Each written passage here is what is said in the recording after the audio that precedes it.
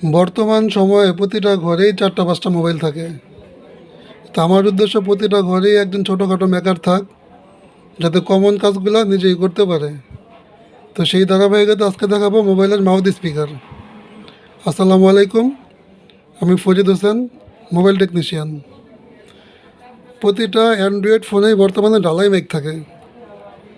তো একটা ডালাই মাইক মানে মাউথ স্পিকার দোকানে লাগাইতে গেলে কমপক্ষে 200 থেকে 300 টাকা লাগে, ক্ষেত্র বিশেষে 500-1000 টাকাও লাগে। ফোন বুঝা যেই ফোনগুলো কমন একেবারে সাধারণ ফোন, ওগুলো তো পাওয়ার মাইক থাকে, ডালাই মাইক থাকে।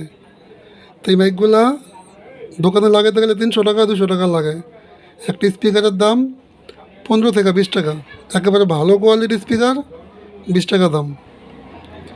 তো যাই হোক, এই স্পিকার খুলতে বা লাগাইতে বাড়তি কোনো যন্ত্রপাতি লাগে না।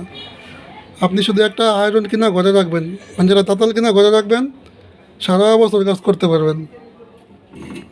এই স্পিকারটা, এই যে ফোনের মাউথ স্পিকার, এটা হচ্ছে মাউথ স্পিকার। এটার উপরে একটুখানি আয়রনটা ধরবেন, একটু 10-20 সেকেন্ড ধরে রাখেন, তারপর নাড়া দেন, উঠে এসে পড়বে। এই যে উঠে গেছে। একটা মাউথ স্পিকারে দেখেন নর্মালি বলছি না 3 পা থাকে, এই দেখেন 3 পা, কোনো কোনো ক্ষেত্রে 4 পা হয়, কোনো কোনো ক্ষেত্রে 5 পাও হয়। ভিডিওটা বড় হবে তাই আমি তারগুলো আগেই লাগায় রাখছি। একদম সাধারণ কাজ। এই যে দেখেন আমি তারগুলো আগেই লাগায় রাখছি। 3 পাওয়ালা স্পিকার। তা আমি এমন কাজগুলো দেখাই যেগুলো আপনি করতে পারবেন, ওগুলো দেখানো যেগুলো আপনি পারবেন না। একটা আয়রনের দাম 150 টাকা 200 টাকা, কিনা ঘরে রাখবেন, আপনি এটাতে সারা বছর কাজ করতে পারবেন। এই যে আমার মাইক লাগানো শেষ। আমারই কোনো কাজ না, সাধারণ কাজ।